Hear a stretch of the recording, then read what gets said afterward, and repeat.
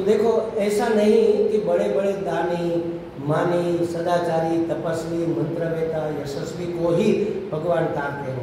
ये तो बेचारे ग्रामवासी, वनवासी, गिरिवासी, आदिवासी, जिसको पता भी नहीं है कि भगवान माने क्या, समझ भी नहीं है भगवान माने क्या, ये समझ भी नहीं है, ऐसे लोगों को भी भगवान कैसे तारता है? यदुपाश्रयाश्रय, जो भगवान के आश्रित है, माने भगवान के भक्त है, उसका आश्रय ग्रहण कर लेते हैं। आप देखना, कहीं आदिवासी विस्तार में आप जाओगे ना, तो वहाँ पर कोई भक्त या हुआ, वो उसका पूजनीय होगा, उसके लिए भगवान बराबर उसके मन में सम्मान होगा, उससे जुड़े रहेंगे, वो भगवान से जुड़ेगा तो भी उसका उद्धार हो जाता है। देखो, तो कहते हैं कि यद उपाश्रयाश्रय, श्री भगवान के शरणागत भक्तों के शरण में, उसके आश्रय में आ जाने से इनका कल्याण हो जाता है। देखो, ये बहुत सुंदर उपाय है। अगर हम डायरेक्ट भगवान को नहीं पकड़ पा रहे हैं, तो भगवान के जो भक्त है, जो ज्ञानी पुरुष है, जो जीवन मुक्त पुरुष है, जो गुरु जी है, जो हमारे साधु संत है, महात्मा लोग हैं, उसको पकड़े। और मैं तो कहता हूँ कि साक्षात गुरु के बगैर इम्पॉसिबल, उद्धार होगा ही नहीं। अरे महाराज, रमन महर्षि का तो हुआ था, वो कितना करके आए थे। 8 साल की उम्र में आप ऐसा त्याग कर सकते? आज इतने 70-80 साल की उम्र में, 50-60 की उम्र में भी त्याग नहीं कर सकते, तो 8 साल की उम्र में कैसे करेंगे? रमन महर्षि ने 8 साल में सब त्याग कर विरूपाक्ष गुफा में बैठ गए थे, और ऐसे बैठे कि कभी बाहर निकले ही नहीं, उठे ही नहीं वहां से। यहाँ सब गाँव हो गए, कीड़ों ने काट लिया, फिर भी नहीं उठे, भोजन के लिए नहीं उठे। आप सोचो, इतना त्याग कैसे हो सकता है? पूर्वाश्रम का सब किया कराया लेकर आए थे, बाकी को प्रत्यक्ष गुरु की जरूरत पड़ती है। मैं तो मानता हूँ प्रत्यक्ष गुरु के सिवा मोक्ष होना इस युग में हमारा इम्पॉसिबल है। सिवाय अगर आप पूर्व का बहुत कुछ करके आए हैं, करके नहीं आए हैं तो पता चलता है कि इतनी उम्र हो गई, अभी तक कुछ नहीं हुआ। अगर करके आए होते तो बहुत पहले निकल जाते, ब्रह्मचर्य आश्रम से सीधे कूदी मारते, जैसे ये हमारे सुखदेव जी निकल गए, द्वाष्टय 2 बार 8, इतने निर्दोष जन्म के साथ ही भाग निकले। चलो, क्या लेना हमें इस संसार से? तो नहीं करके आए महाराज हम कहते हैं कि महाराज घर पर होकर नहीं हो सकता। कईयों ने किया, किसने किया? जनक ने। तुम्हारे अंदर जनक का एक भी लक्षण है? जनक ने किया, आप जनक बन सकते हो तो हो सकता है, घर पर रहकर भी हो सकता है। लेकिन सोच, ये हमारी पलायनता, हमारी क्या है, कमजोरी, हमारा भय, हमारा डर है, कंफर्ट छोड़ना नहीं चाहते। कंफर्ट जोन से बाहर निकलना बड़ा भय लगता है, असलामती लगती है ना, हमारा क्या होगा? अरे जब आप सर्व समझ की शरण में जा रहे हो, क्या होगा? क्या होगा? जो होगा सो होगा, कल्याण ही होगा, और क्या होगा? मर जाएंगे तो जीकर भी कौन सा दाड़ मार ली हमने? एक दिन तो मरना ही है। अगर भगवान के चरणों में उसको समर्पित होते हुए मरते हैं तो ये तो कल्याण की बात हुई। जिंदा रहना क्यों है? क्योंकि हमें अभी भोग भोगने हैं, अभी हमें ये प्राप्त करना है, वो प्राप्त, कई कामनाएं, हिडन कामनाएं, छिपी हुई कामनाएं अंदर पड़ी हुई है, इसलिए हम छोड़ नहीं पा रहे। महाराज आपकी क्या बात कहूँ, हमारे सन्यासी भी नहीं त्याग के बाद भी त्याग नहीं कर पाते।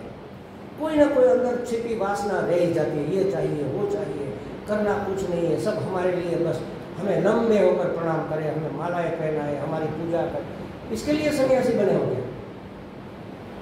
ये तो दम हुआ ना। सबसे भयंकर अगर कोई चीज है तो दम।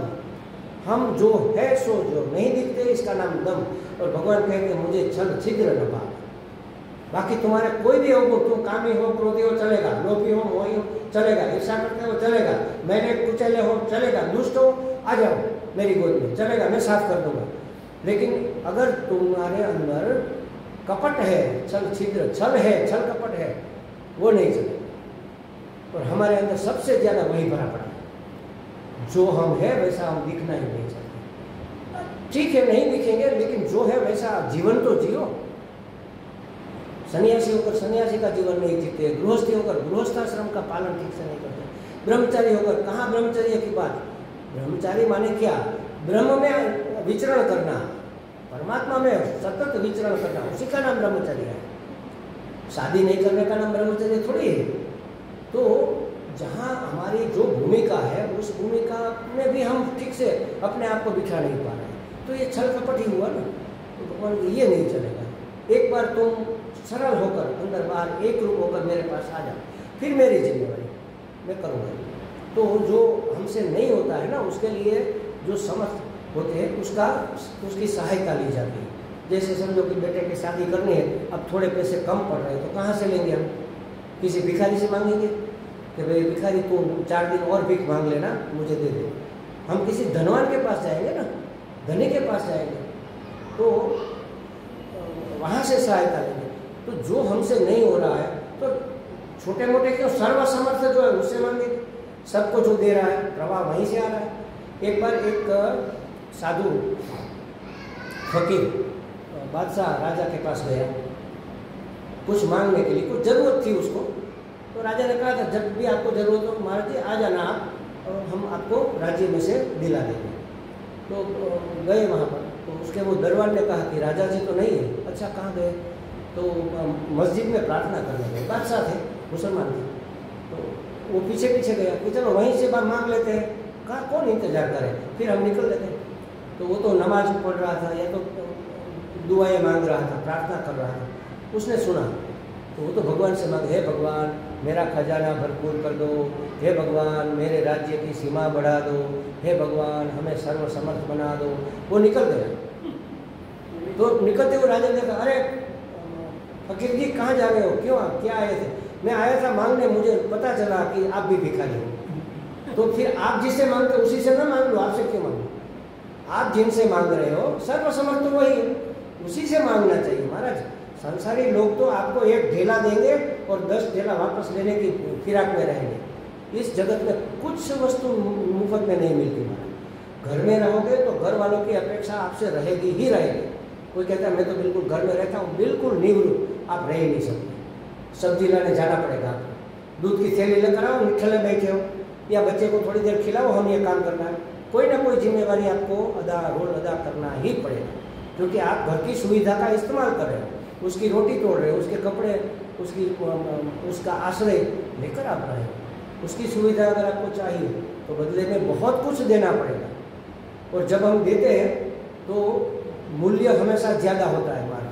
समझ लो कि एक कागज़, हम नोट के कागज़ या रुमाल लेने गए, 5 रुपये का रुमाल आया, तो मतलब उसकी कीमत 5 रुपया नहीं होगी, उससे कम होगी, तभी तो 5 में हमें दिया।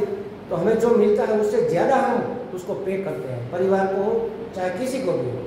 मुफ्त में इस संसार में कुछ नहीं मिलता, और हम तो मुफ्तखोर बने फिरते हैं। हमें तो मुफ्त में चाहिए, खाना मुफ्त, रहना मुफ्त, हमारी पूजा वूजा सब मुफ्त हो जाए, हमें कुछ करना ना पड़े। ये इम्पॉसिबल वस्तु है, हो नहीं सकता हमारा। इस संसार में ये शक्य नहीं। भगवान का आश्रम वहाँ एक ही जगह से मुफ्त मिलता है, बस वो एक ही जगह ऐसी है जहाँ कोई चीज़ आपको सिर्फ ये दे दो बस, बाकी सब आपको फ्री मिलेगा। अहंकार समर्पित कर दो, बाकी सब आपका, पूरा संसार आपका। तो यहाँ कहते ऐसे परमात्मा को नमो नमः, बार बार नमस्कार। तो जो भगवान को नहीं जानता, नहीं पहचानता, नहीं समझता, वो उसके शरणागत भक्तों का आश्रय ले ले तो वह पार हो जाएगा। स एष आत्मा आत्मवतात्म धीरेश्वरः त्रयीमयो धर्ममयः तपोमयः गतव्यलोकैः अज शंकरादिभिः वितर्क्यलिंगो भगवान प्रसीदताम्। हे भगवान हमारे ऊपर प्रसन्न हो जाओ, हमारे ऊपर खुश हो जाओ, हमारे सभी गुनाह को माफ़ कर दो और हम पर खुश हो जाओ। बच्चा जब कभी कभी माँ रुठ जाती है तो बच्चा मनाता है, बच्चा मानता नहीं तो माँ रुठ जाती है, कहती है हम आपसे नहीं बोलेंगे, फिर मनाता है, मम्मी मान जाओ ना, मम्मी थोड़ा मुस्कुरा दो, अब हम ऐसा नहीं करेंगे, मान जाओ ना, मुस्कुरा दो, थोड़ा थोड़ा स्माइल कर दो बस, कहते हैं ना। तो भगवान को भी कहते हैं भगवान प्रसीद, थोड़ा मुस्कुराओ, हमारे ऊपर प्रसन्न हो जाओ थोड़ा। क्या कहते हैं पूरा? तो कहते हैं कि वह भगवान जो आत्मावताम है, माने कि ज्ञानी पुरुषों की आत्मा है। आत्मावत कौन है? ज्ञानी पुरुष, उसकी भी जो आत्मा है, जो ज्ञानी पुरुष की आत्मा है, गतव्य लकई ही निष्कपट, मतलब कपट रहितों के, कपट रहित कौन होता है? भक्त। उसी को हम भगत कहते हैं ना, कि ये भगत है, सरल आदमी, भला आदमी है, उसको भगत कहते हैं। तो जो कपट रहित भक्त है उसके अधीश्वर है, उसके स्वामी है। और त्रयीमय माने त्रिसंध्या इत्यादि जो कर्म कांड करते हैं, तो कर्मकांडियों की वेद मूर्ति है, और धार्मिक लोगों की धर्म मूर्ति है, तपस्वियों की तपो मूर्ति है। अज माने ब्रह्मा, जिसका जन्म नहीं हुआ, अज ब्रह्मा। तो ब्रह्मा आज शंकर आदि बड़े बड़े देवताओं के भी देवता भी अपने शुद्ध हृदय में उनसे उनके स्वरूप का चिंतन करते हैं और वितर्क्य लिंगम आश्चर्यचकित होकर देखते रहते हैं। वे भगवान मुझ पर प्रसन्न हो जाए, हमारे पर प्रसन्नता बरसाए, हमारे पर अनुग्रह बरसाए। अब ऐसे तो ये बात बेवकूफ़ी वाली होती है, हे भगवान हमारे ऊपर कृपा करो, ऐसा हम कहते हैं ना। हमें लगता है कि हम तो सही कह रहे हैं, लेकिन वास्तव में ये सही नहीं है। इसलिए सही नहीं है, भगवान तो कृपा बरसा ही रहा है, हम अभिमुख नहीं है। भगवान की कृपा कंटिन्यू बारिश आ रही है, समझ लो 7 दिन से अनराधार बारिश हो रही है और हमारे यहाँ लाइट चली गई और सबमर्सिबल पंप से पानी निकालकर टंकी में डालना था तो एक बूंद भी पानी नहीं रहा, घर में भी पानी नहीं, घर के मटके में भी पानी खलास। अब मम्मी को रसोई करनी है, पानी की जरूरत पड़ेगी, कहाँ से लेंगी? एक छोटी बच्ची थी, उसको कहा ये लो पतीला, बारिश में खड़ी हो जाओ, पतीला रखकर तो भर जाए तो लेकर आओ, क्योंकि वो बहता हुआ पानी तो गंदा होगा ना, इसलिए सीधा अगर डायरेक्ट हमने पतीले में लिया तो वह साफ होता है। अब बच्ची तो बच्ची है, बेवकूफ़ है, वो पतीला लेकर खड़ी रही, कहीं बहुत टाइम हो गया आती नहीं है। माँ ने कहा क्या कर रही हो, आओ जल्दी, तो आ गई। देखा तो पतीले में एक बूंद पानी नहीं, पतीले में पानी तो नहीं था, पतीला भीगा भी नहीं था। अरे पानी की नदियाँ बह रही है और तुम्हारा पतीला बिल्कुल खाली कोरा, कैसे खड़ी रही थी? उल्टा पतीला रखकर खड़ी रही। अब पूरी जिंदगी खड़ी रहे उल्टा पतीला लेकर, पानी आएगा उसमें? क्या करना पड़ेगा? पतीले का मुंह उसकी तरफ करना पड़ेगा, बारिश जहाँ से आ रही है उसकी तरफ पतीले का मुंह कर, उसको कहते हैं अभिमुखता। तो परमात्मा की कृपा तो बरस ही रही है, हमें सिर्फ पीठ दिखाकर खड़े हैं ना, उसकी ओर मुख करना है, बस अभिमुख होना है मात्र। मतलब हमारी दृष्टि हमेशा परमात्मा पर रहनी चाहिए। हम तो अभी संसार को देख रहे हैं, हमारी दृष्टि संसार की ओर है, इधर परमात्मा है इधर संसार, दोनों विपरीत दिशा में। समझ, संसार माने बंधन की बात, कर्ता भोक्ता प्रमातापन हमारा जो है उसी का नाम संसार। ये जगत संसार नहीं है, वो तो है। देखो 2 तरह की चीजें होती है इस संसार में, एक जगत ईश दृष्टि और जीव दृष्टि, 2 प्रकार की दृष्टि होती है।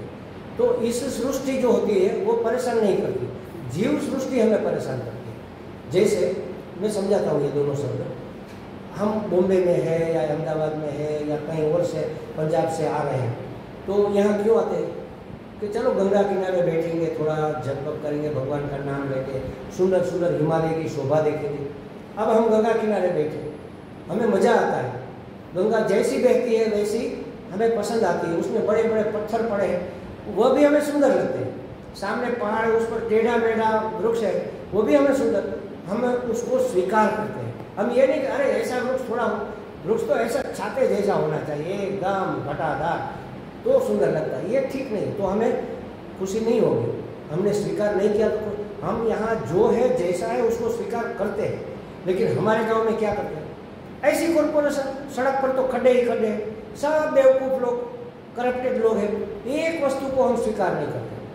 अरे देखो ना कितनी गर्मी पड़ रही है, देखो ना ये हो रहा है, देखो, बात बात पर कंप्लेन। ये हमारी जीव सृष्टि है और ईश्वर ने जो बनाया है उसमें कोई दिक्कत नहीं है, अगर उसका स्वीकार करो तो प्रसन्नता। हिल स्टेशनों पर हमें प्रसन्नता होती है, लेकिन जो हिल स्टेशन पर रहते हैं ना वो चाहते हैं कि हम बॉम्बे जाए। जो बॉम्बे वाले हिल स्टेशन पर जाते हैं वो कहते भी है, जो लोग आते हैं बॉम्बे से, महाराज आप कहाँ रहते? बोरीवली। वो कहाँ है? मुंबई में सबसे अच्छा एरिया है। अच्छा हम कभी बॉम्बे आएंगे, हमें बहुत इच्छा है, तो हम आपको मिलेंगे। तो कहते कि आओ आओ तो मिलना, ये मेरा फ़ोन नंबर है, फ़ोन करना। इतनी इच्छा होती है कि हम कभी मुंबई देखने जाएंगे, कितनी बड़ी बड़ी बिल्डिंगें होगी, कितनी लंबी लंबी बसें होगी, बड़ी बड़ी गाड़ियाँ होंगी, एयर कंडीशन होगा, सिनेमा नाटक, कितना सुंदर वहाँ वस्त्रालय होगा, मतलब दुकानें होंगी। उसके लिए ये आश्चर्यमय लगता है, क्योंकि अब दृष्टि वहाँ पर स्वीकार की नहीं रही। जो दूर है हमेशा हम अपना सुख किसी दूसरे पर डालते हैं, जो हमें हस्तगत है उसमें हम सुख नहीं ढूंढते। सुख के लिए बंगला लेते हैं, गाड़ी लेते हैं, लेकिन सुख किसी और पर डाल देते हैं कि अब ये आ जाए, ये हो जाए तो सुखी, अब वो हो जाए तो सुखी। ऐसा हमारा स्वभाव हो गया।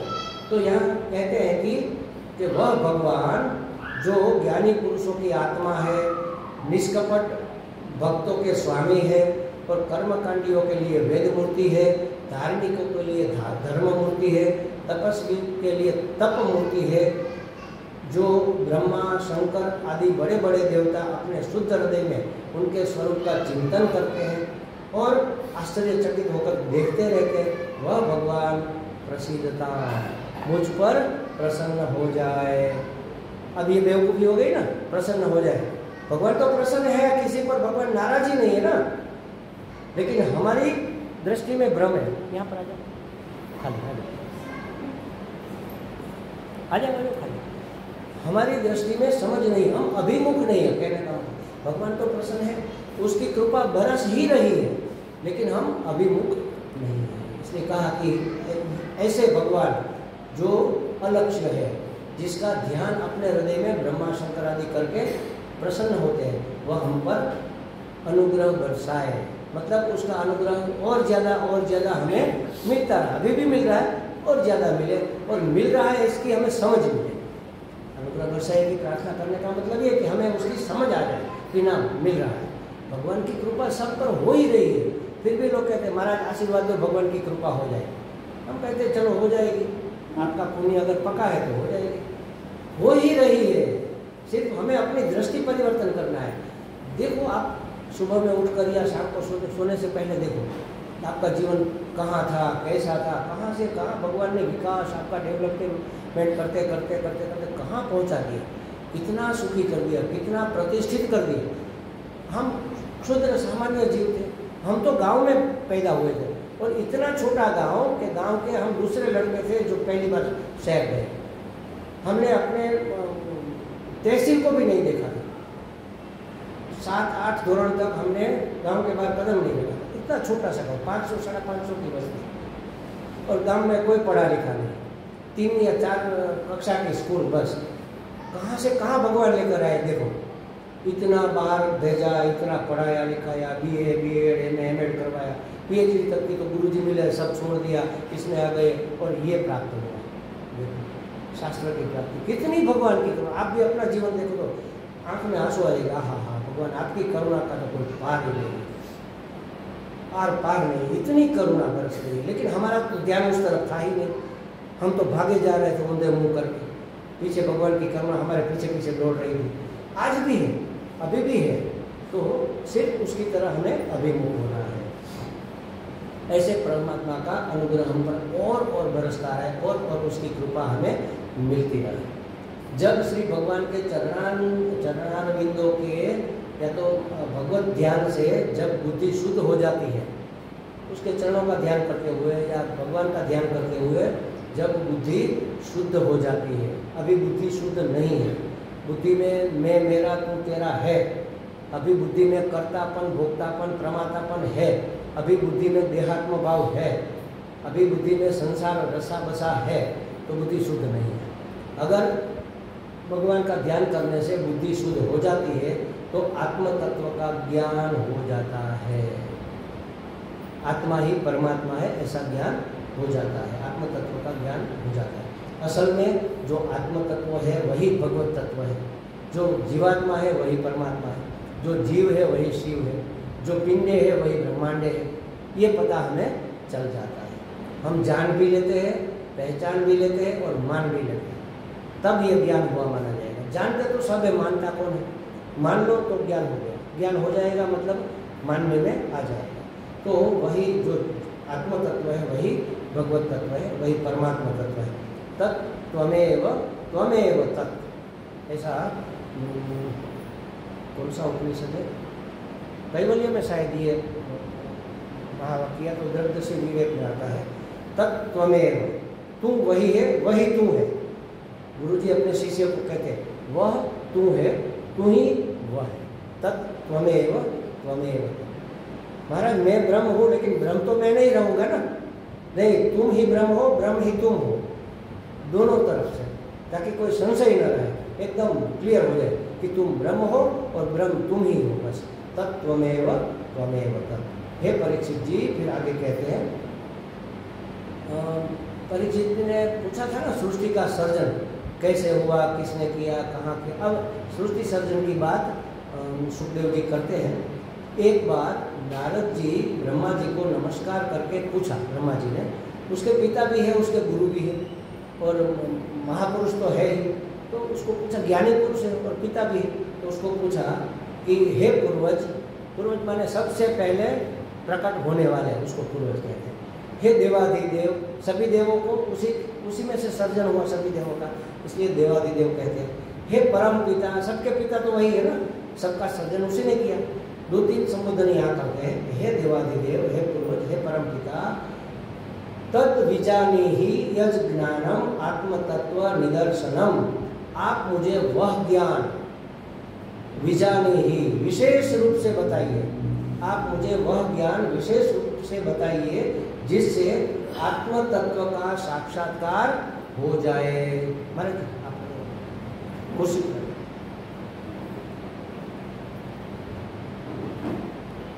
आप मुझे वह ज्ञान बताइए, वह विशेष करके वह ज्ञान बताइए जिससे आत्म तत्व का साक्षात्कार हो जाए।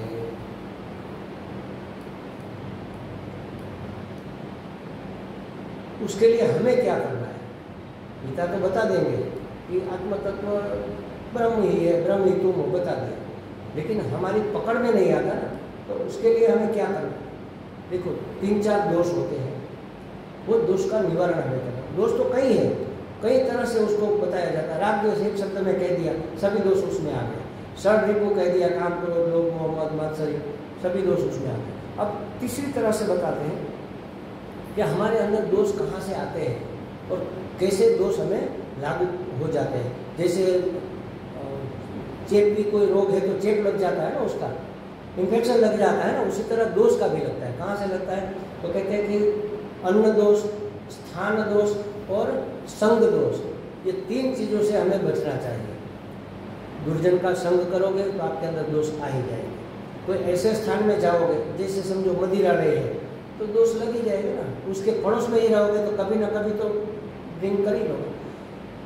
और जो नशा पता करता है उसके साथ आपका अगर है रहना तो हो ही जाएगा, कोई ना कोई लत लग जाएगी, कोई ना कोई व्यसन लग जाएगा। तो संग दोष, भूमि दोष मतलब स्थान दोष और अन्न दोष। अन्न भी ऐसा हम खाते हैं जो अपवित्र है तो उसका भी दोष लगता है। तो इसलिए कहा, इसको इस तरह से भी कहते हैं देश, काल और वस्तुत्व के द्वारा लगा हुआ दोष। तो समय का फेर होता है तो भी दोष लग जाता है, स्थान फेर होता है, कभी कोई ऐसे स्थान में घुस गए तो भी दोष लग जाता है। और वस्तु बने अन्न इत्यादि जो वस्तु है या तो संग कह लो, उसका भी हमें दोष लग जाता है। तो नारद जी ने कहा कि आप मुझे विशेष करके वह बात बताइए जिससे आत्म तत्व का साक्षात्कार हो जाए। तो आत्म तत्व का साक्षात्कार की बात पूछी और ब्रह्मा जी बता रहे हैं सृष्टि सर्जन, दुनिया ऐसे बनी। ऐसा क्यों? क्योंकि ये सृष्टि भगवान का तटस्थ लक्षण है। हमने पहले दिन देखा था स्वरूप लक्षण और तटस्थ लक्षण, याद है? जैसे कोई पूछे कि भाई आकाश जी का घर कहाँ है तो कहेंगे तो देखो जो कौवा बैठा है ना वही उसका घर। निशान दिया, बताया कि जिस पर कौवा बैठा है वह देह लीजिए उसकी। अब कौवा वहाँ बैठे थोड़े रहेगा, एक बार काम आपका पार हो जाएगा। ये तटस्थ लक्षण है। लेकिन स्वरूप लक्षण ये होता है कि वह हमेशा रहता है और ऐसा रहता है कि वह किसी दूसरे में नहीं होता। कौवा यहाँ से उड़कर दूसरे घर पर बैठ सकता है, लेकिन गाय के यहाँ जो सासना होती है, गुदड़ी, वो किसी और प्राणी में नहीं होती। एक ऐसा लक्षण जो उसी का हो उसको स्वरूप लक्षण कहते हैं। अब परमात्मा का स्वरूप लक्षण क्या है? तटस्थ लक्षण के बारे में तो देखेंगे हम। ये जगत उसका तटस्थ लक्षण है क्योंकि सभी देश में वही तो अभिव्यक्त हो रहा है। स्वरूप लक्षण क्या है? सच्चिदानंद, सत्य स्वरूप है, चित्त स्वरूप है, आनंद स्वरूप है, वह उसका स्वरूप लक्षण है। उसकी पहचान, लक्षण माने पहचान, भगवान को कैसे पहचाने? तो सच्चिदानंद जहाँ है वह भगवान है। जिसमें ये लक्षण घटित होते घटा करते हो। और सच्चिदानंद को हमारी लोक भाषा में अस्तिवादी प्रिय कहते हैं। सत्य माने अस्तित्व, होना, होना माने सत्य, अस्तित्व को सत्य कहते हैं। तो हर एक व्यक्ति वस्तु पदार्थ का अस्तित्व तो होता है, तभी तो हमें भासमान हो रहा है, अस्थि भाति। और प्रिय, प्रिय माने जो सुखप्रद है, आनंदप्रद है, उपयोगी है, अनुकूलता हमें प्रदान करता है, तभी तो सुख है। तो एक रुमाल भी हम साथ में इसलिए रखते हैं कि उसका उपयोग है, वो हमारी अनुकूलता का साधन है। तो रुमाल भी है, दिखता भी है और प्रिय भी है। तो अस्थिभाति प्रिय तो हर एक में है। और नाम रूप बीच में आ जाता है। नाम रूप इति अंश पंच, अस्थिभाति प्रिय नाम रूप इति अंश पंचम, ये 5 अंश है हर एक पदार्थ में, हर एक व्यक्ति के भी। तो उसका नाम रूप का बाध कर दो। बाध कर दो माने नाश नहीं करना है माना, बाध कर दो माने यहाँ से समझ लो कि नाम रूप छोड़ दिया, तो बाकी जो बचा वह परमात्मा। परमात्मा नाम रूप का वेश धारण करके हमारे सामने आया है। फिर वह मित्र बना, शत्रु बना, स्त्री बना, पुरुष बना, पुत्र बना, पुत्री बना, जो भी बनकर आया हमारे सामने, ये सब उसके रोल है। जैसे नाटक में रोल अदा करते हैं ना, भिखारी का रोल, राजा का रोल, तो परमात्मा अलग अलग रोल में हमारे सामने अलग अलग वेश पहनकर आया है। उसको पहचानना है बस। तो पहचानने के लिए नाम रूप का यहाँ से बाध करना है। जैसे समझो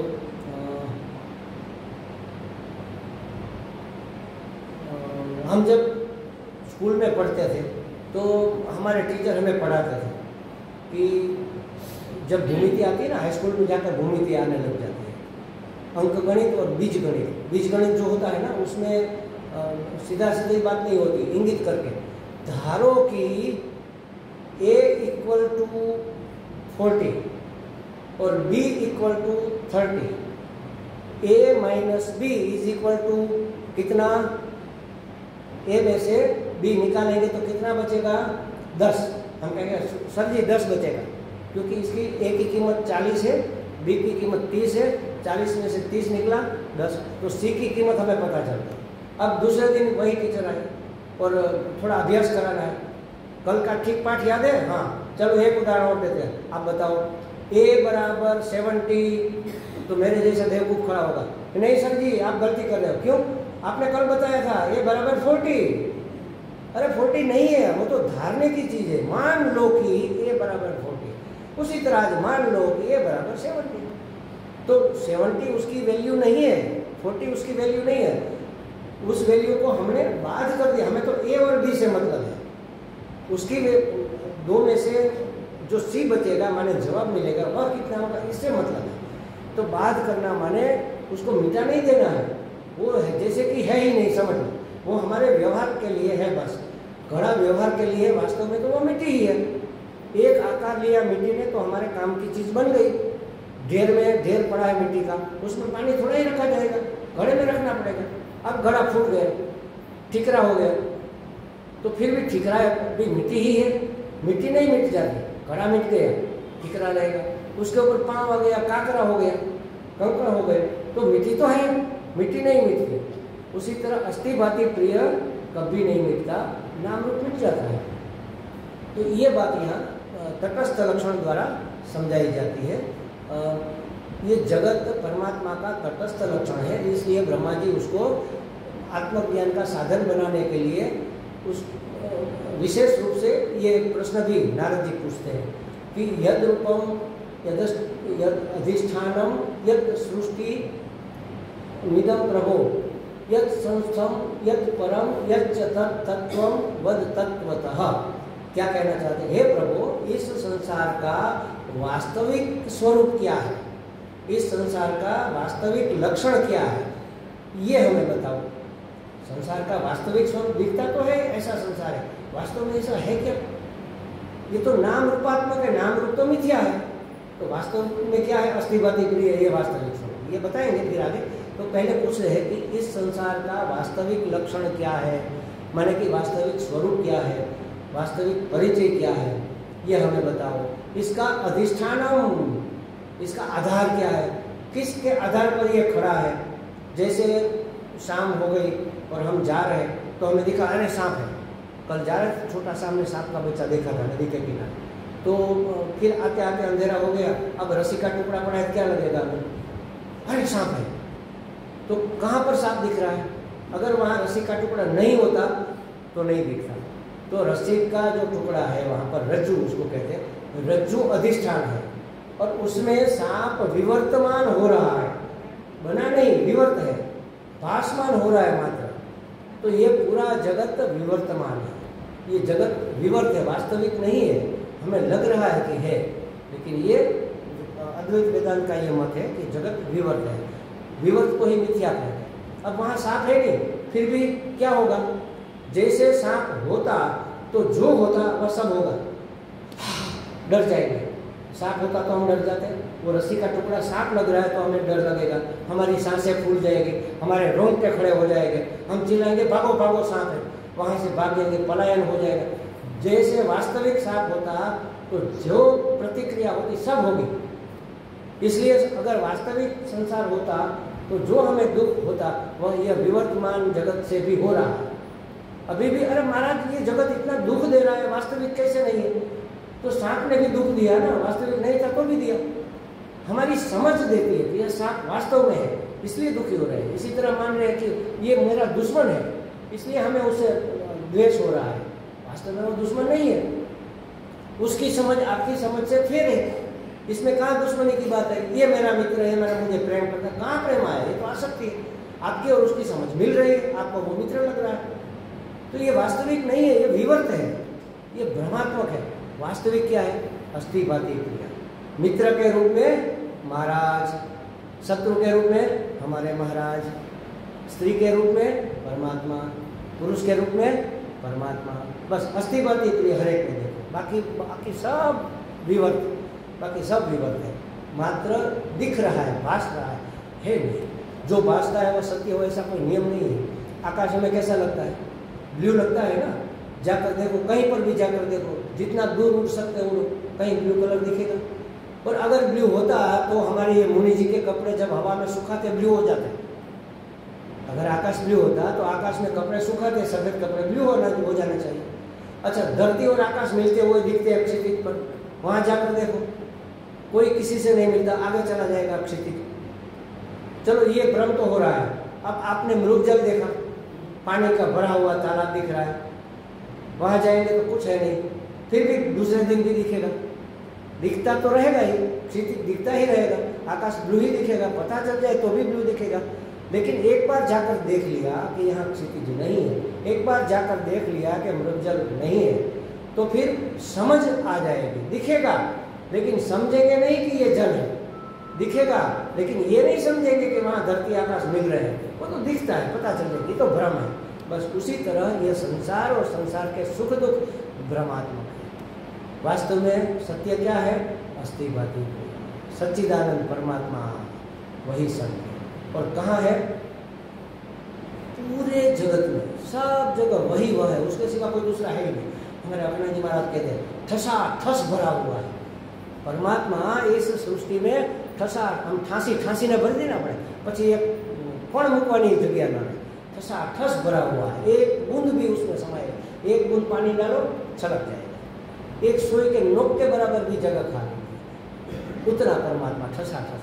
इसलिए परमात्मा घन, उसको घन कहते हैं। घन माने एकदम सघन, ठोस, थोड़ी भी उसमें पोल नहीं, जगह नहीं, पोलम पोल तो बिल्कुल ही नहीं, इतना परमात्मा ही परमात्मा है। तो कहते हैं कि ये ढूंढना मुश्किल हो जाता है। हाँ, इस संसार में, इस संसार का वास्तविक लक्षण क्या है, इसका आधार क्या है? जैसे रज्जु सांप का आधार है, उसी तरह जगत का आधार क्या है? इसका निर्माण किसने किया? किसने किया? हमने तो पढ़ा ब्रह्मा जी ने किया, लेकिन वह ब्रह्मा जी हम है यह नहीं पता चला। मटका ऐसा बड़ा बनाओ ताकि पूरे आश्रम के सभी लोगों को उसमें से पानी पीने को मिल जाए। मटका तो कुमार बनाता था छोटे छोटे, इतना बड़ा बनाने का किसने कहा? किसने बनवाया? हमने बनवाया, ग्राहकों ने बनवाया। तो हमें जो भोग चाहिए वो भगवान से मांगे कि भगवान सुंदर दृश्य देखना है, भगवान जिह्वा को संतुष्ट करना है, भगवान मधुर मधुर वाणी संगीत सुनना है। तो भगवान ने पांचों इंद्रियां दी और इंद्रियों के विषय बना दिए, जाओ ऐश करो, मौज करो, जाओ। क्योंकि हम उसके लाडले बेटे, जो मांगेंगे वो मिलेगा। लेकिन फिर उसमें घुस जाएंगे, उसमें चिपक जाएंगे, उसकी आसक्ति कर लेंगे। तो माँ कहेगी कि देखा बेटा, एक चम्मच आप खाओ घी मक्खन ठीक है, लेकिन आप कटोरी भर के खाओगे तो पचेगा नहीं, डायरिया हो जाएगा। ये सब तुम्हारा, लेकिन एक चम्मच अब खाओ, एक चम्मच शाम को, एक कल खाना, पूरा तुम्हारा। तो भगवान ने भी हमें विवेक देकर भेजा कि भोग करो, लेकिन कितना करना है, जितना तुम्हारी पूर्व की वासना है उसको संतुष्ट करने के लिए कामना की है कि मुझे ये मिले तो मिल गया, बस अब छोड़ो। जैसे देखो भगवान, पता नहीं मेरे जीवन में तो भगवान ने इतनी कृपा की है महाराज, हमने मांगा भी नहीं है, सिर्फ विचार आया और वह हो गया जीवन में। जो भी विचार आया, ख्याल आया। एक बार हम कॉलेज जा रहे थे, मैं और हमारे मित्र जो यहाँ मिलने आए थे ना, वो छोटे वाले टोपी वाले, वो हम दोनों साथ में थे, और प्लेन निकला, राजकोट में एरोड्राम है। मैंने कहा उसको हम बचपन से ही मास्टर कहते थे, क्योंकि हमने तय किया था हम दोनों टीचर बनेंगे। तो पढ़ते थे तभी हम उसको मास्टर कहते, आज भी मास्टर ही कहते हैं, मास्टर माने टीचर। मास्टर एक दिन देखो प्लेन कितना सुंदर, एक दिन इसमें बैठना चाहिए, भगवान ने बिठा दिया। बड़े बड़े सम्मेलन में जाते थे, सभाओं में, तो हाँ ये देखो कितने बड़े आदमी होंगे, इतने लोगों के सामने बैठे, सब लोग उसको माला करें, कितने बड़े आदमी हैं। तो इतना जीवन में स्टेज मिला महाराज कि आपको क्या बताऊं। संसार में भी जब मैं संन्यास में आया, 7-8 संसार में से मैंने रिजर्व एक साथ किया, भगवान ने वो स्थान भी दिला दिया। मांगा नहीं, सिर्फ विचार आया वो भी दे दिए। तो हमने जो जो मांगा संसार में बना, लेकिन अगर हम उसी के चिपक कर रहे तो फिर दूसरा जन्म होगा, तीसरा होगा, चौथा होगा। उससे छुड़ाने के लिए एक कामना पूर्ण करने के साथ साथ हमने 10 कामना जगा ली अगर, तो मर गए, तो चक्कर में फंस गए। कामना पूर्ति करो और आगे मत बढ़ो, चक्कर मत लगाओ। वासना हुई चलो पापड़ खाना चाहिए, तो आ गया पापड़, एक टुकड़ा लिया, चखा दिया, भर गया पेट। कितने पापड़ खाए यहाँ तक, मन से बात करो, कितने पापड़, ढेर सारे खाए, अभी तक संतोष नहीं हुआ, छोड़ो, अब पूरा नहीं खाएंगे, चख लिया ना, छोड़ो। इच्छा संतुष्ट हो गई पापड़ खाने की, एक पापड़ और दो, एक और दो, 4-5 खाएंगे, ये तो फिर वासना हो जाएगी, दृढ़ हो जाएगा। जरूरत अलग चीज है, वासना अलग चीज है। देखो कोई भी वस्तु जिसका हम अनुभव करते हैं ना, उसका संस्कार बैठता है, और उसको बार बार करते हैं तो वह संस्कार वासना बन जाता है। एक बार किया, उसके संस्कार बैठे, ठीक है, फिर नहीं करोगे तो वह उड़ जाएगा, संस्कार नहीं रहेगा। लेकिन बार बार करेंगे तो ये वासना बनती है। मैं उदाहरण देता हूँ, जैसे समझो यहाँ तो 24 घंटे सब दुकानें खुली रहती है, हमारे यहाँ तो 1 बजे से 3-4 बजे तक सब दुकानें बंद, सब सो जाते हैं, आराम करते हैं, और बड़े मौजिले लोग हैं। हाँ बिल्कुल, राजकोट में, सौराष्ट्र में पूरे में दोपहर को कोई बिजनेस नहीं कर रहा, लाख रुपये कमाने दोपहर के बाद आना, 4 बजे के बाद आओ।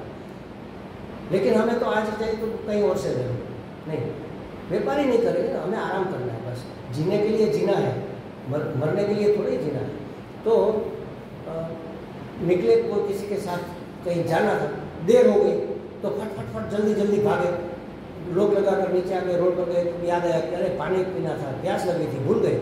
अब चलो रास्ते में कहीं कोई दुकान खुली है तो शरबत बरबत सोडा बोड़ा पी लेंगे, कोई पहचान वाला घर तो था नहीं, अब सभी दुकानें बंद, अब करें तो क्या करें। एक आदमी कोने पर वह दुकान बंद कर ही रहा था, उसको थोड़ी देर हो गई तो हम पहुंच गए कि महाराज बंद मत करो, हमें कुछ पिला दो।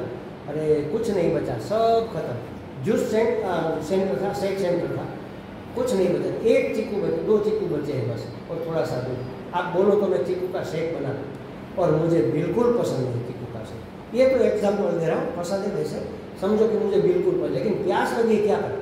अच्छा ठीक है बनाओ, महाराज आप पीकर देखो, हमारा चीकू शेक A1 बनता है, आपने कभी नहीं पिया होगा। और वास्तव में उसने बनाया इतना अच्छा, और प्यास भी लगी थी, जरूरत भी थी, तो इतना मधुर लगा, इतना मीठा लगा, बहुत सुंदर भाई, तुमने बहुत सुंदर जूस बनाया और शेक बनाया। अब पी लिया, चले गए। अब 2-4 दिन के बाद उसी रास्ते से निकलना हुआ, प्यास भी नहीं है, हमारे साथ 2-3 लोग हैं, आपको पता है यहाँ बहुत सुंदर चीकू शेक मिलता है, चलो पीते हैं। जरूरत नहीं है हमारा, लेकिन स्वाद लग गया मुंह में, तो बिना जरूरत के पिया। पहले संस्कार बैठा था, अब दूसरी बार पिया, वो संस्कार दृढ़ हुआ।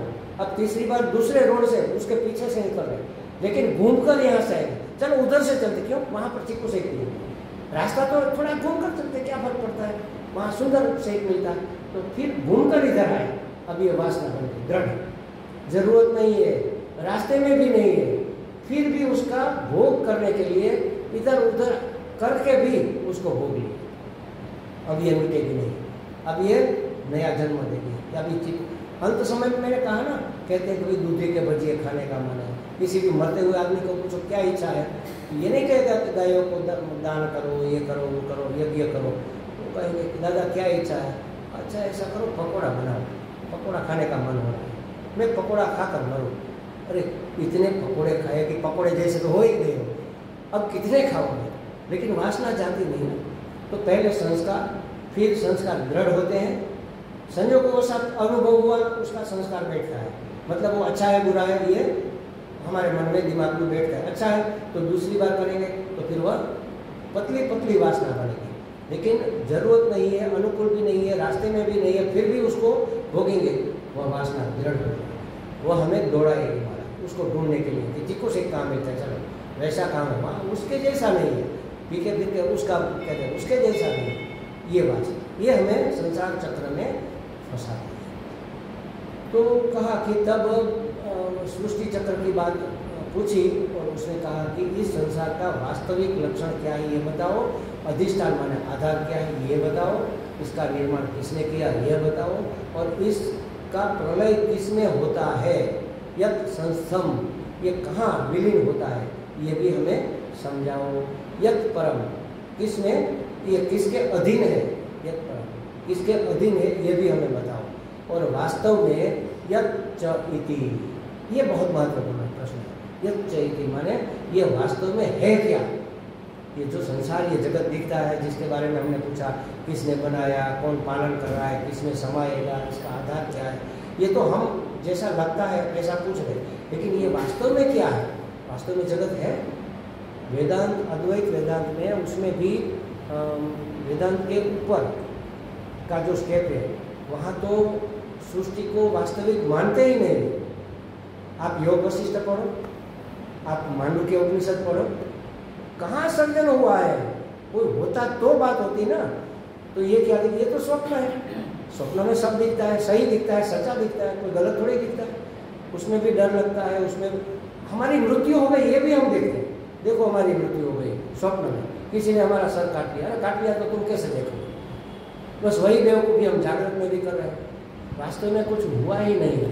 अगर हुआ होता तो प्रश्न होता ना। बस इतना मात्र जानना है कि सब स्वप्न है, परमात्मा के सिवा कुछ नहीं है, परमात्मा के ऊपर ये सब भ्रम विवर्त हो रहा है। अधिष्ठान सत्य है, अधिष्ठान परमात्मा है, सच्चिदानंद परमात्मा है, उसके ऊपर नाम रूप का हमने आरोप कर दिया, अध्यारोप इसको कहते हैं, अध्यारोप किया। तो इस अध्यारोप का हमें निरसन करना होता है, तब हमें सत्य वस्तु का पता चलता है। तो कहा कि वास्तव में यत् चैति ये है क्या, यह बताओ, इसका मतलब इसका तत्व रहस्य हमें समझाओ, इसका तत्व क्या है? तत्व माने वह पना, मनुष्यत्व तो मानवपना, अग्नित्व तो अग्निपना, तत्व तत् माने परमात्मा तो परमात्मत्व मतलब कि सत्यत्व इसमें क्या है, इसमें चित्तत्व क्या है, इसमें आनंदत्व क्या है, सच्चिदानंदत्व क्या है, तत्व तत् माने परमात्मा, तो उसका तत्व भी हमें आप समझाओ। शब्द को जरा तोड़ मरोड़ कर देखोगे ना तो अपने आप अर्थ पकड़ में आ जाता है, आसानी से आ जाता है, कोई दिक्कत वाली बात ज़्यादा नहीं रहती। तो आपके लिए तो यह विश्व हस्त कमल होते आपने बनाया, आप तो सब जानते हो, इसलिए बताओ।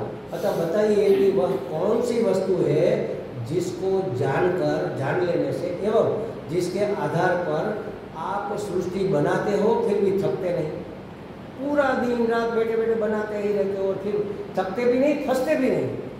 वरना तो हम क्या करेंगे, थोड़ा बहुत किया तो देखा आपने ये मैंने किया, अहंकार हो जाता है ना, कर्तापन आ जाता है। आप पूरा सृष्टि बनाते रहते हो, प्रलय होता है फिर बनाते हो, प्रलय होता है फिर बनाते हो, लेकिन आपको अहंकार नहीं आता, कर्तापन आपके अंदर क्यों नहीं आता? ऐसा कौन सा तत्व है जिसको जानने के बाद आप में कर्तृत्व भाव पैदा नहीं होता? हम तो कुछ भी करते हैं तो भी कर्तृत्व। आज आपको रोटी कैसी लगी? अरे मैंने बनाई थी, तुरंत कहेंगे मैंने बनाई थी। अगर बिगड़ गई तो नहीं बोलेंगे, हम बिना पूछे कहेंगे कौन बेवकूफ़ ने ऐसी रोटी बनाई, तो हम चिपक जाएंगे, हम अपना नाम नहीं बताएंगे, वो हमारा दोष नहीं। लेकिन अगर कोई प्रशंसा करे तो हम उसका अभिमान लेंगे। अरे महाराज सेवा करते हैं ना तो भी सेवा जब बता देते हैं ना तो उसका फल नष्ट हो जाता है।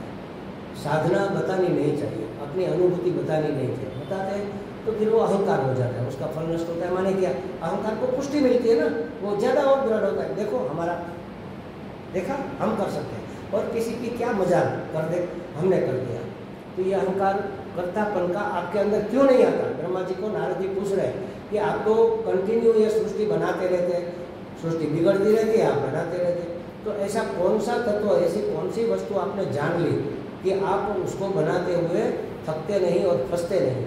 और आपको भी तपस्या करनी पड़ती है, मैंने सुना कि आपने तप किया था, तो तपस्या करनी पड़ती है, तो आप किसका ध्यान करते हैं, किसका तप करते हैं? इससे लगता है कि आपसे परे भी कोई है। परे, ऊपरे, ऊपरी, परम, ये सब शब्द समान ही है। आपसे परे है माने आपसे पार का कोई है, आपके श्रेष्ठ कोई है, आपके ऊपर कोई है। वो शब्द निकल गया, लोप हो गया, पर रह गया ऊपर। जैसे चतुर्य में तुरीय हो गया ना, च निकल गया, तुरीय, उसी तरह परे आपके ऊपर भी कोई है ऐसा लगता है। आपको भी तप करना पड़ता है, तो आपका कोई ऊपरी होगा, आपसे कोई श्रेष्ठ होगा, जिसका आप अनुग्रह चाहते हो। तो कौन है वह? तो वह कौन है यह मुझे बताइए। क्यों? क्योंकि जिसने भी उस तत्व को जान लिया कि त्वम स्त्री, त्वम कुमार उतवा कुमारी, ये श्वेता श्वेता उपनिषद का मंत्र है। जिसने जान लिया हे भगवान, कुमार तुम ही हो, कुमारी भी तुम ही हो, वृद्धा भी तुम ही हो, सब तुम ही बने हुए हो, कुमार कुमारी स्त्री पुरुष सब तुम ही हो, ये जिसने जान लिया वह मुक्त हो गया। इसलिए आप मुझे बताइए, तब ये जब जान लेते हैं ना, तब कोई भेद भ्रम नहीं रह जाता। देखो ये शब्द हम बार बार यूज भी करते हैं, भेद भ्रम या भ्रम भेद ऐसा कहते हैं। तो भ्रम क्या है? भेद मानना ही भ्रम है। मैं अलग तुम अलग, ये भ्रम है। मैं सत्य तुम मिथ्या, ये भ्रम है। सब एक ही है, जो है सो है, बस समझ का फेर है मात्र। अगर समझ सही हो गई, इसको कहेंगे दृष्टि परिवर्तन। दृष्टि परिवर्तन हो गया तो सृष्टि अपने आप परिवर्तित हो गई। सृष्टि बदलने की जरूरत नहीं है, दृष्टि बदलने की। सृष्टि बदल भी नहीं पाएंगे महाराज हम, क्योंकि उसके कर्ता हम नहीं है ना। सृष्टि बदल भी नहीं पाएंगे, हम अपने आप को बदल सकते हैं।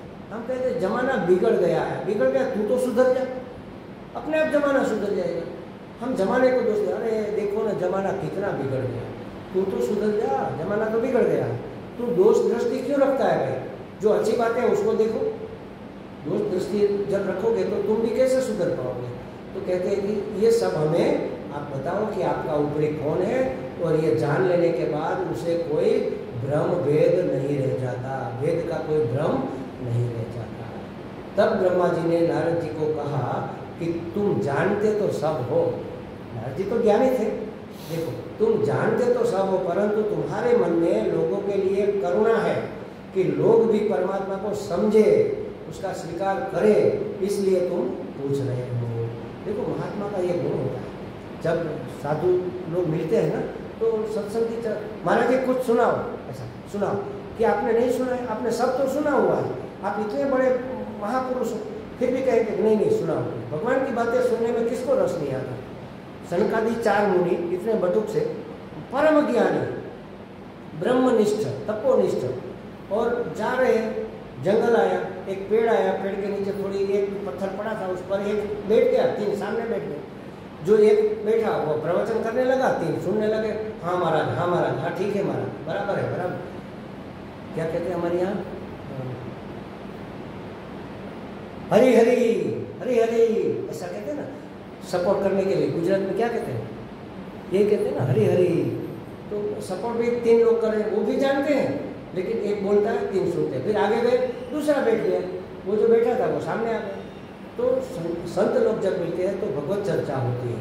तो कहते हैं कि यहाँ पर भी तुम जानते तो हो सब, लेकिन तुम्हारे मन में लोगों के लिए करुणा है कि लोग भी समझे परमात्मा को और पहचाने, उसको स्वीकार करें, इसलिए पूछ रहे हो।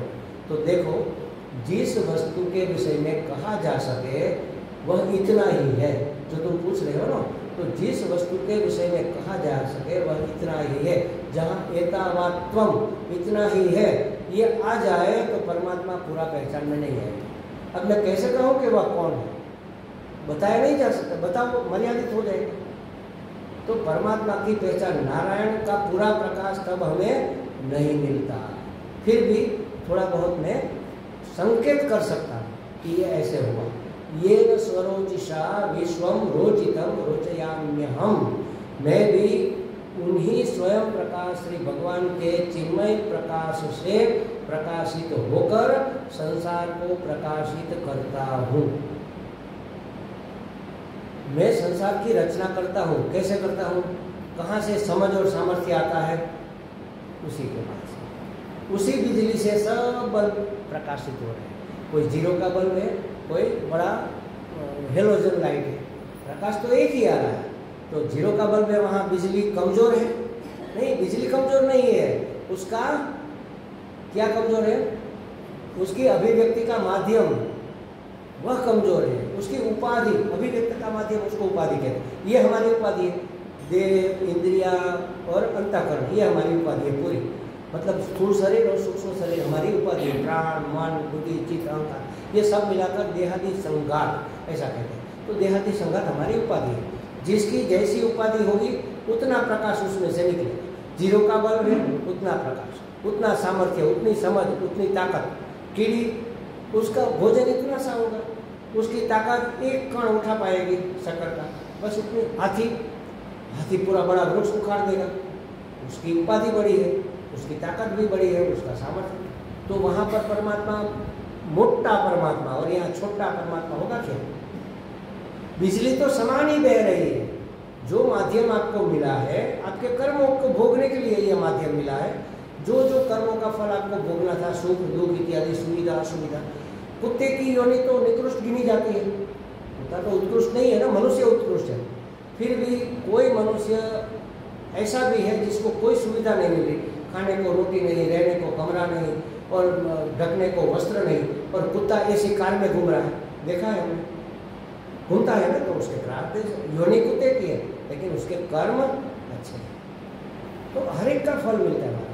देखो आजकल के ज़माने में क्या होता है, उषा बेन आपका लड़का ऑस्ट्रेलिया है, उषा बेन आपका लड़का अमेरिका है। अरे अमेरिका, ऑस्ट्रेलिया, कनाडा, सब लोग कैसे परदेश हैं, हमें भी अमेरिका में जाना है, हमें भी अमेरिका जाना है, लेकिन सामर्थ्य नहीं है, आकांक्षा बहुत है, इच्छा बहुत है, कुछ भी करके सब बेच बाच के भी हम अमेरिका जाएंगे। उसी दरमियान समझो कि न करे नारायण और उसकी मृत्यु हो गई। वो गया भगवान के पास, चित्रगुप्त बैठा है, भगवान इसको क्या करे?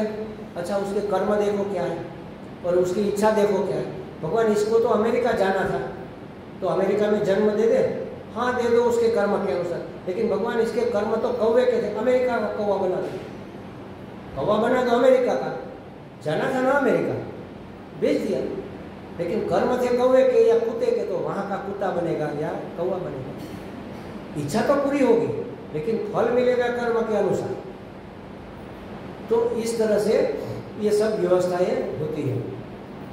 कहा कि वह तो सर्वोत्कृष्ट परमात्मा, वहाँ से यह पावर आ रहा है, तो उसी के पावर से मैं पावरफुल होकर ये सर्जन करता हूँ। माने कि परमात्मा ने जो अभिव्यक्त करना चाहा वही मैं अभिव्यक्त करता हूँ। वो मुझे प्रेरित करता है कि आप ये करो।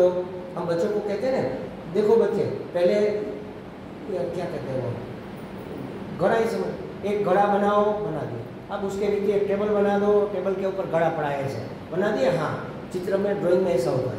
अब टेबल बनाया, टेबल के नीचे एक झाड़ू बनाओ, झाड़ू पड़ा है इसके नीचे, हो गया। हाँ, घड़े के अंदर एक मोरपीछ रख दो। अब एक एक चीज़ बनाओ पहले। तो जो जो भगवान आदेश करते हैं वैसी वैसी मैं सृष्टि करता हूँ। इसमें मेरा कोई सामर्थ्य नहीं है। पावर कहाँ से आता है? वहाँ से। उसने कहा घड़ा बनाओ, इस तरह से बनाओ, उसने सामर्थ्य दिया, समझ दी, मैंने घड़ा बना दिया। उसने कहा टेबल बनाओ, अब घड़े के नीचे, तो टेबल बना दिया। उसके नीचे एक झाड़ू का चित्र बना दो, बना दिया।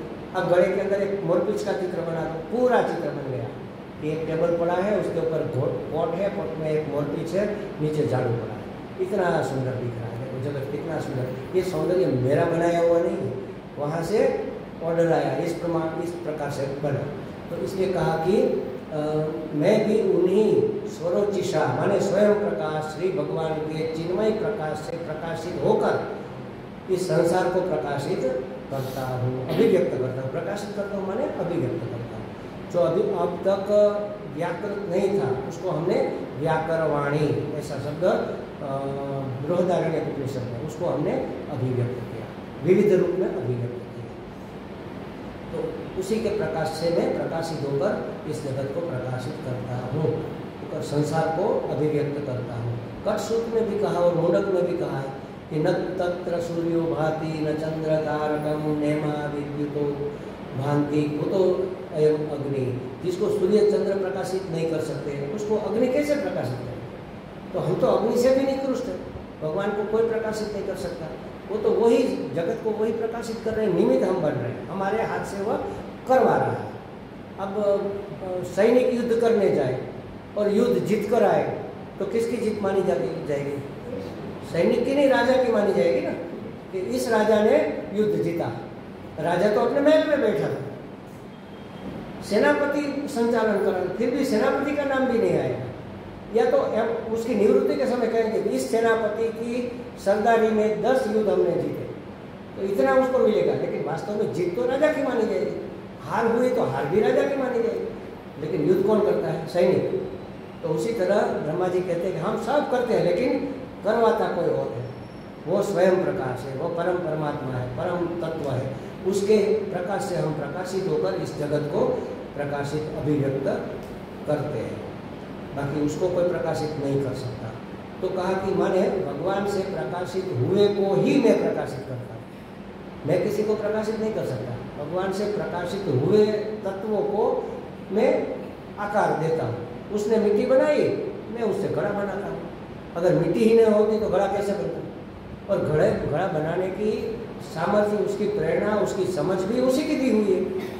तो भगवान ही सब कुछ करता है, माने भगवान के प्रकाशित किए हुए को मैं प्रकाशित करता हूँ, सृष्टि द्वारा अभिव्यक्त करता हूँ। ये सब वासुदेव परो ब्रह्मन न चाप्यो अर्थोस्ति तत्वतः। भगवान से अन्य दूसरी कोई वस्तु, वासुदेव से पर अन्य कोई वस्तु नहीं है। जो है सो वासुदेव है, जहाँ है वासुदेव है, जैसा भी है वासुदेव है। वेद भी नारायण परायण है, देवता भी नारायण के अंगों में कल्पित है, समस्त यज्ञ भी नारायण की प्रसन्नता के लिए है, सब प्रकार के योग भी नारायण की प्राप्ति के हेतु है, सारा तपस्सरण नारायण की ओर ही जाने का मार्ग है, ज्ञान की पराकाष्ठा सब का सब नारायण ही है, नारायण के लिए ही है, उसके सिवा और कुछ है नहीं और किसी के लिए यह नहीं है। उसका खेल चल रहा है, हम तो वो कठपुतली का खेल चलता है, तो पर्दे के पीछे किसी और की उंगलियां उसे नचा रहा है, लगता है कहाँ कठपुतली में डांस हो रहा है, राजा बैठा है वाह वाह कर रहा है और फिर युद्ध हो रहा है और सैनिक मारा गया, फिर से उठा उसको। इतना हमें बचपन में बहुत मजा आता था ये देखने में। आज भी कठपुतली का खेल है तो बहुत मजा ही आता है वास्तव में, लेकिन नचाता कोई नहीं। ब्रह्मा जी के उसके धागे बंधे हैं किसी और की उंगलियों में, हम तो उसके नचाए नाच रहे हैं। हम ये बोल रहे हैं, कौन बोल रहा है? वही बुलवा रहा है, वही तो बोल रहे हैं। और सुन कौन रहा है? वही तो सुनवा रहा है, तभी तो सुन रहे हैं। सुनते सुनते अचानक चिंग होने लग जाता है कान में और दाग बन जाती है, सुनना बंद हो गया, मतलब उसने पावर खींच लिया, बात खत्म। अब चलता फिरता आदमी पट करके गिर जाता है और मर जाता है। कल हमारे वो माता जी बैठी थी, सुन रही थी, ऐसा ऐसा ऐसा करके डल गई। लो उसको तो सुनना था, लेकिन उसके कर्मों का कुछ उदय हुआ, भगवान ने थोड़ी वो एनर्जी खींच ली, जाओ कर्मों का फल भोगो, एक दिन आराम करो, फिर आ जाना। तो जो भी हमारे जीवन में हमारे कर्मों का जो परिणाम है वो सब आता है।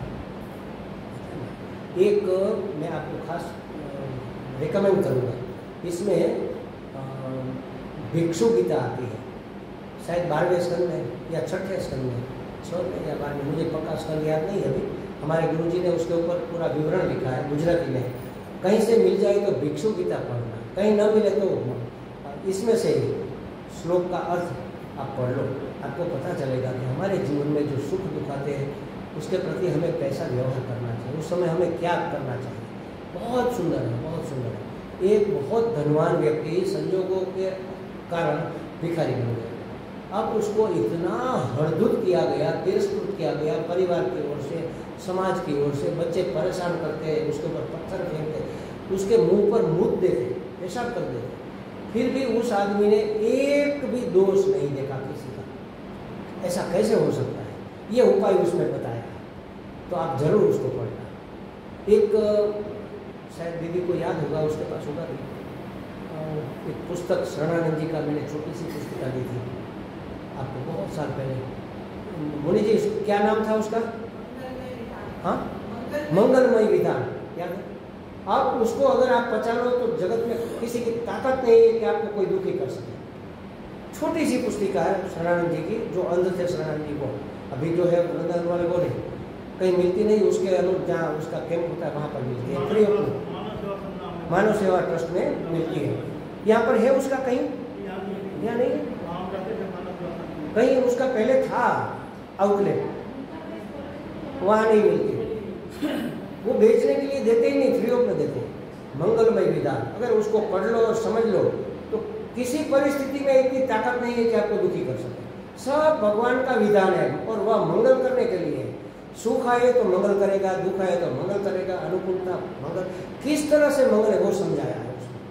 कोई परिस्थिति आती है तो किस तरह से मंगल है ये समझाया। बहुत सुंदर, मुझे तो इतनी अच्छी लगी वो। मैंने उसका पूरा का पूरा, थोड़ी कठिन हिंदी है तो मैंने उसका गुजराती में भाषांतर किया पूरी बुक, और अपने साधकों को वहाँ गुजरात वाले जो माताएँ होती है हिंदी ज़्यादा नहीं पढ़ सकती उसको दिया पढ़ने के लिए। तो 2 बुक और लिए, एक आपको दिया, एक गुरुजी को दिया, स्वामी जी को, कि स्वामी जी ये मुझे बहुत अच्छी लगी, आपने तो शायद पढ़ी होगी, फिर भी आप रखो पढ़ो इसको। और फिर मेरे पास नहीं रही गुजराती वो ट्रांसलेशन है, तो एक मित्र से मुझे बहुत पुरानी कॉपी मिली, जैसे पढ़ने भी समझो जर्जर हो गई, ऐसी एक कॉपी मेरे पास। अब मैं चाहता हूँ कहीं से मिल जाए तो 2 कॉपी और ले लूँ, किसी अच्छे साधक के लिए काम आएगी। तो अगर हम जान जाए कि भगवान का विधान क्या है, उसमें कैसे हमारा मंगल है, तब फिर दुख की कोई गुंजाइश हमारे जीवन में नहीं है, निराशा की कोई आवश्यकता ही नहीं है। हम अखंड आनंद में रह सकेंगे, प्रसन्न चित्त अपना जीवन व्यतीत होगा। तो यहाँ कहते हैं कि सब नारायण परक है, समस्त यज्ञ नारायण की प्राप्ति की, उसकी प्रसन्नता के लिए, सब तप उसी के लिए। ज्ञान की अंतिम अवधि पराकाष्ठा भी नारायण ही है, सब नारायण ही नारायण है और कुछ है ही नहीं। तो ज्ञान के द्वारा उसी को सब लोग जानते हैं, जो ज्ञानी है वह। माने समस्त साधनों और समस्त साधनों का जो साध्य है उसका पर्यावसान नारायण में होता है। सब उसका अंत, उसका एंड, उसकी यात्रा वहाँ पर खत्म होती है नारायण में। तो वे दृष्टा होने पर भी निर्विकार है और सर्वरूप है। परमात्मा निर्विकार है, सर्वरूप है। दृष्टा होने पर भी वह ईश्वर है और निर्विकार होने पर भी सर्वरूप है। विकार हुए बिना कुछ हो नहीं सकता। अगर दूध में विकार नहीं होगा तो दही नहीं हो सकता, लेकिन परमात्मा एकमात्र ऐसे है, उसमें विकार नहीं होता, फिर भी वो संसार बन जाता है, बना हुआ दिखता है, सब वही तो बना है। तो एक ही रज्जु, जैसे समझो हमने सांप तो समझ लिया, रज्जु पड़ी है, हमने सांप देखा। अब कोई यहाँ मंदिर से जा रहा है और अंधेरा है तो क्या देखेगा कि वो फूल की माला टूटकर किसी ने फेंक दी है, तो ऐसे ऐसे फूल की माला पड़ी है, उसको फूल की माला टूटी हुई दिखेगी, मुरझाई हुई। अब कोई माता है वह जा रही है, बर्तन मांझ कर कोई काम वाली जा रही है समझो, तो वो लोग क्या करते हैं, यहाँ तो नहीं लेकिन गांव में क्या होता है, दहलीज के बाहर पानी फेंक देते हैं, जो जूठा पानी होता है ऐसे, तो उसका रेला चलता है, तो जलधारा लगता है कि जलधारा चली हुई है। और कहीं धरती कम हुआ है तो धरती में वो दरार पड़ जाती, तो लगता है कि ये भू छिद्र है। अब कोई बूढ़ा आदमी जा रहा है, उसकी लाठी टूट गई, वो देख रहा है कहीं पर छोटी मोटी लाठी मिल जाए, तो उसको लगे टेढ़ी मेढ़ी लाठी पड़ी है। देखो सबको अलग अलग, तो लाठी का सर्जन हुआ, फूल माला का सर्जन हुआ, भू छिद्र का सर्जन हुआ, और जलधारा का सर्जन हुआ, सांप का सर्जन हुआ, वास्तव में कुछ हुआ। और सबका स्वभाव देखो, सब अलग अलग, सांप अलग, जलधारा अलग, भू छिद्र अलग, फूलमाला अलग, सबका स्वभाव अलग, सबका स्वरूप अलग, सबकी वैल्यू अलग। वास्तव में वो क्या है, एक रज्जु का टुकड़ा, अधिष्ठान एक ही है, उसके ऊपर अनेक चीजें अनेक तरह से देखी जा सकती है। तो एक ही परमात्मा अनेक रूप में हमें दिखता है। वास्तव में हमें इस तरह दिखता है, किसी दूसरे को दूसरे। हम शिव जी को पूजते हैं, कोई राम जी को पूजेंगे, कोई कृष्ण को पूजेंगे, कोई हनुमान जी को पूजेंगे, सब रूप में है तो वही। तो इस तरह से परमात्मा अभिव्यक्त हुआ है, इसको विवर्त कहते हैं। और हमारा ये जो अद्वैत वेदांत है ना, वह विवर्तवाद है। पूरा संसार विवर्त है, यह मान्यता माने विवर्तवाद। और उसके ऊपर वाला जो है वो अजातवाद उसको कहते हैं। जो हमने कहा ना, मांडुक्य उपनिषद है, योग वशिष्ठ है, ये सब अजातवाद, जन्मा ही नहीं कुछ, सिर्फ दिख रहा है, जैसे रज्जु में सांप दिखता है। तो ये जाग जाओ तो अपने आप सब ठीक हो जाएगा। ज्ञान में, अज्ञान के नींद में हम सोए हुए, अज्ञान के नींद से जाग गए तो सब दिख जाएगा, परमात्मा ही परमात्मा और कुछ है ही नहीं। इस तरफ से देखो तो ऐसा लगता है, उस तरफ से वैसा लगता है, बस दृष्टि फेर है।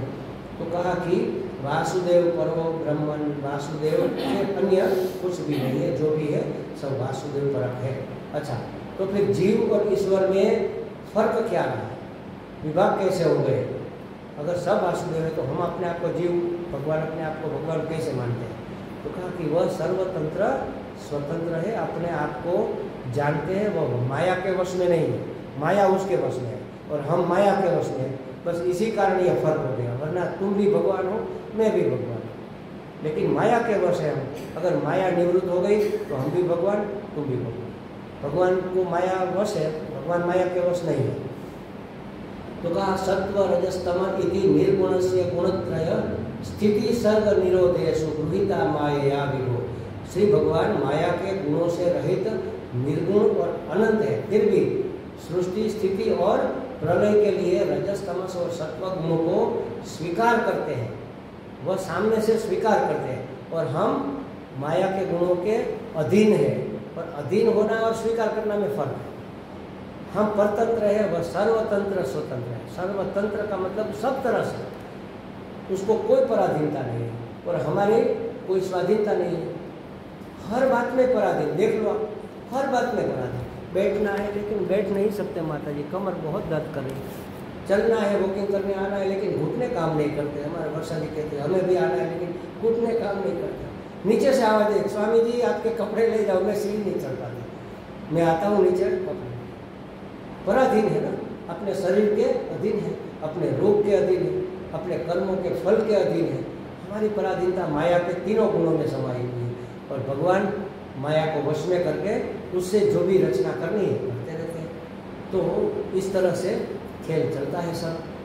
तो कहा कि ये सत्वादी तीनों गुण, सत्वादी तीनों गुण कार्य माने अधिभूत, कारण माने अध्यात्म, और कर्ता माने अधिदेव, इसके अभिमान से ये मायातीत परमात्मा नित्य मुक्त पुरुष उस तरह से ये माया की रचना करता है कि वह बंध न जाए, और हम इस तरह से काम करते हैं कि हमारा बंधन निर्मित होता है। तो कार्य, कारण और कर्ता, ये तीन शब्द आते हैं अध्यात्म शास्त्र में। कार्य अधिभूत, जो पदार्थ हमें दिखते हैं वह सब माया का कार्य है, और कारण अध्यात्म, ये हमारा शरीर, ये या तो अध्यात्म शास्त्र कह लो, अध्यात्म पद कह लो, वह कारण है, यह कार्य है। और अधिदेव वह करता है, हम करता नहीं है, करता कोई और है। हम कहते हैं ना करता कोई और है, हम मानते हैं कि मैंने किया, तो करता तो कोई अलग, तत्वतः अलग है। इंद्रियातीत श्री भगवान भी गुणों के इन तीन आवरणों से अपने आप को ढक लेते हैं, इसलिए हम उसको पहचान नहीं पाते। वास्तव में उसने नहीं ढका है, हमने उसको ढक दिया है भगवान को माया के, क्योंकि हमने चश्मा, काला चश्मा पहन लिया, सब काला दिखेगा। लाल चश्मा पहन लिया, सब लाल। राग द्वेष के चश्मा पहनकर, अनुकूल प्रतिकूल के चश्मा पहनकर, चाहिए नहीं चाहिए का चश्मा पहनकर हम देखते हैं तो भगवान हमें दिख नहीं पाता, नाम रूप दिखता है, अस्थिभाति प्रिय नहीं दिखता। अरे ये कितना सुंदर है, कौन सुंदर है भाई? नाम रूप। लेकिन सौंदर्य का जो अधिष्ठान है वो तो हमें दिख नहीं रहा। ये कितना भला आदमी है, तो भलाई तो कहाँ से आती है, उनका उसका स्रोत कहाँ है? इससे तो अभिव्यक्त हो रही है। तो जो भी अभिव्यक्ति का माध्यम है उसको हम देखते हैं, जो अभिव्यक्त हो रहा है वास्तव में हमारी दृष्टि वहाँ पर जानी चाहिए। बस यही हमें करना है, और यही साधना है। सुनकर हमें क्या करना है? ये सब सुना, सृष्टि सर्जन से हुआ, मतलब क्या? तो हमें अस्थिभाति प्रिय तक पहुँचना है, बस यही मतलब है। जो है, जहाँ है, जैसा है, योग्य है, परमात्मा की अभिव्यक्ति, बस इतना बिठा लेना है अपने अंदर। तो कालम कर्म स्वभावम च मायेशो मायया स्वया आत्मन्यदृश्यता प्राप्तम विभूषु पुरुषापदे। मायापति भगवान ने एक से बहुत होने की इच्छा की कि चलो हम बहु हो जाए, स्वरूप में स्वयं प्राप्त काल कर्म और स्वभाव को अपना साधन बनाया। मतलब माया से उन्होंने स्वेच्छापूर्वक माया को स्वीकार किया। अगर स्वीकार नहीं करते तो क्या होता? नहीं, सृष्टि का सर्जन ही नहीं होता। क्यों स्वीकार किया? ये जब प्रलय होता है ना, तभी जो जीव नष्ट हो जाते हैं वो बीज रूप में भगवान के अंदर समा जाते हैं। अब फिर जब सर्ग नया शुरू होता है, सृष्टि सर्जन करना होता है, तब भगवान ब्रह्मा जी को कहते हैं कि अब सृष्टि सर्जन करो। जिस प्रकार करें तो पूर्व की सृष्टि देखो कैसी थी, उस प्रकार के करो। अब पूर्व की सृष्टि तो है नहीं, उसके बीज पड़े हैं, तो बीज देखते हैं कि इसकी क्या इच्छा थी, इसकी क्या कामना थी, इसकी इस समय जो सृष्टि है ना, उसमें सभी जीवों की कामना 5 इंद्रियों से पूरी हो सकती है, इसलिए 5 इंद्रियां हैं। लेकिन अब जब सृष्टि होगी तो हमने इतनी कामनाएं बढ़ा दी है, 5 इंद्रियों से पूरी होने वाली नहीं है।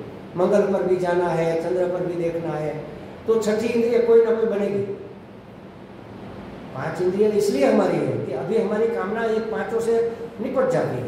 लेकिन इसके उपरांत भी अब कड़वा से कड़वा करेला है, उसको हमने मीठा बनाकर खा लिया कि नहीं खाया? उसको तेल में तला, नमक में पकाया, गुड़ डाला, कुछ भी करके इतना सुंदर करेले का सब्जी बना दिया, भरवा करेला बना दिया, उसमें आटा डाला, वो डाला, कर दिया ना। भगवान ने ऐसा नहीं बनाया था। एज इट इज हम नहीं करते, उसको सुधार कर हम बनाते हैं। वास्तव में हम सुधारते नहीं, बिगाड़ते हैं। उसके तत्व तो सब चले गए। कड़वा जो था उसका कोई गुण था, जैसे डायबिटीज में कड़वा खाया जाता है। आजकल देखो सबको डायबिटीज हो रही है, क्या कारण है? हमारे 6 रस में से 2 रस कम से कम हो गए। एक तो कड़वा कोई खाता नहीं, करेला भी खाता है तो मीठा करके खाता है, नमक के पानी में डुबो कर मसल कर सब निकाल देते हैं, तो एक तो कड़वा नहीं है। दूसरा मधुर रस, जो तुरा जिसको कहते हैं, जैसे इमली के दाने होते हैं ना, उसकी छाल का स्वाद कैसा होता है, सुपारी का स्वाद कैसा होता है। अब सुपारी के सिवा वैसा स्वाद वाला कोई चीज रहा अपने यहाँ कड़ची थती, कड़ची नाम સાંભળ્યું છે ગુજરાતી? કોઈ ખાય છે કડચીનું શાક? પીપરની પેપડીઓનું શાક બનાવતા, ઘૂઘરી બનાવતા, પીપરની પેપડીઓ યાદ છે? ખરખોડા ખાધા છે કોઈ? खरखोड़ी, खरखोड़ा, खरखोड़ा जीवनी उसको कहते हैं आयुर्वेद में। ये सब पूरे स्वाद वाले पदार्थ हमारे जीवन में से गए। अब जामुन, जो काले जामुन आते हैं बाजार में फ्रूट के रूप में, उसका स्वाद कैसा होता है? बस वो स्वाद हमारे जीवन में कम से कम हो गया। इसलिए डायबिटीज में वो जामुन खाने हैं ना, उसके जो बीज होते हैं उसका पाउडर बना कर लेते हैं दवाई के रूप में। हमने ही अपने आप को सब पूरी तरह से बर्बाद कर रखा है बस। तो आगे बताएंगे कि किस तरह से ये सृष्टि हुई और हमें उसमें किस तरह से अपने आप को सही सलामत, मतलब बिना बंधन के हम पार कैसे उतर जाए, ये सब बातें आगे आएगी शाम को। ओम पूर्णमदः पूर्णमिदं पूर्णात् पूर्णमुदच्यते पूर्णस्य पूर्णम्